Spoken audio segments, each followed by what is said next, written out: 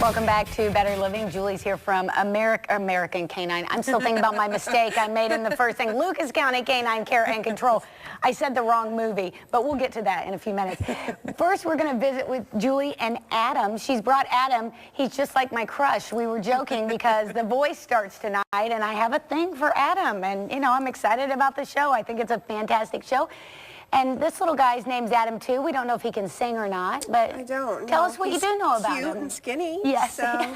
There you go. He came to us as a stray, so we estimated him at about a year old. He's already neutered, so somebody did take care of him at one point. He came in with another dog, a little bit on the timid side, seems to prefer women, and a real sweet little guy.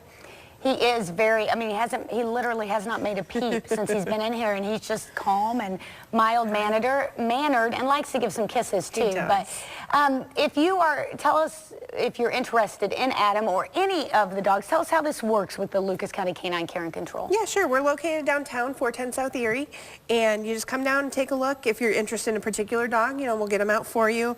Spend a little bit of time, get to know him a little bit. Bring all your family if you can. If you have kids, if you have another dog, bring him along. Want to make sure everybody's going to get along before you go home. And once you have picked a dog, then you just fill out a short little application, and we go through that with you and try to get the dog on its way. It's important that you do bring the whole family if you've got children, or bring that other animal, that dog, because you want this to be the last time that these dogs have to be in your care and be moved to another home. Sure. You know, they call it the forever home. You want everybody to have a forever home. It's not always realistic. You know, things happen, and we certainly accept dogs back if they don't work out for whatever reason. But yeah, it would be best for the dog to settle in somewhere and be able to stay there long term. Well, Adam appears to be like my dog in that he has hair instead of fur, which for those of you who are obsessive about the shedding, which I am, you don't have to worry about it as much with these kind of dogs. Yeah, he's definitely one that you can either take him to the groomer, or if you were, you know, good to stay on top of it yourself, but he does have this nice longer coat. In the back, for some reason, he's not as long, so don't know if that's natural or if somebody cut it at some point. He's just unique. That's what he is. He is one of a kind. Well, he came in as a stray, and that's always a concern, but it's especially a concern at this time of year when it is so terribly cold outside. Absolutely. What difference does that make in how you operate, or perhaps how we should operate if we see what we think might be a stray dog somewhere? Sure, yeah. If you see a stray dog, we always want you to call us, you know, because it's not safe for the dogs or for the community for dogs to be out running loose. But in the cold, it's you know, a quick priority rather than give us a call in a couple hours. We need you to call right away. Dogs get frostbite just like humans. They get hypothermic, and little dogs like this, you know, they can't keep their body heat in this cold. So if you have a dog at home, you probably know they want to run out and run right back in. My puppy was holding up his feet this morning. Mine just wants to stay inside. Okay. He'll just use my house, you know. That too. Yes. Not the best time for house training. No. But I think Adam's actually house trained. He went potty for me right outside when we came here today. So that's a plus of not having the puppy stage. Maybe you could come home with me, Adam, and you could teach Irish how to do that too. That would be awesome.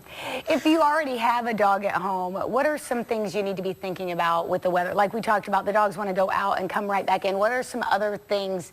I mean, really, it's too cold for any dog to be outside in a dog house, or an outdoor dog to be outside right now. Yeah, it's hard because some dogs that are used to being outside all the time, they don't want to come in. Sure. You know, it's really warm for them to come in, but you might need to find some kind of middle ground. You know, maybe a spot in the basement or in a breezeway or something out of the wind and cold.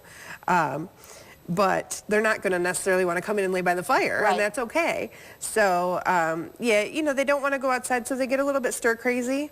I have a puppy again at home, and so we can't go for walks, and we can't have lots of exercise, so he's running around in the house driving us crazy. But that's part of this time of the year. That's right. So we just have to get through it, and it should be warm in no time, hey? That's what I'm keeping my fingers crossed for. Let's talk about some upcoming events that you guys have going on.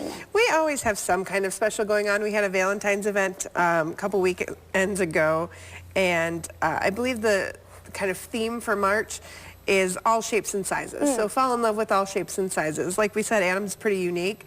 One-of-a-kind dogs you can only get, you know, at a shelter. So I do think that's important, and I say it every time you guys are on here, that you know, we don't know exactly what Adam is as far as mix of breeds. We're not sure. The common term would be perhaps mutt, in a good way, Adam, in a good way.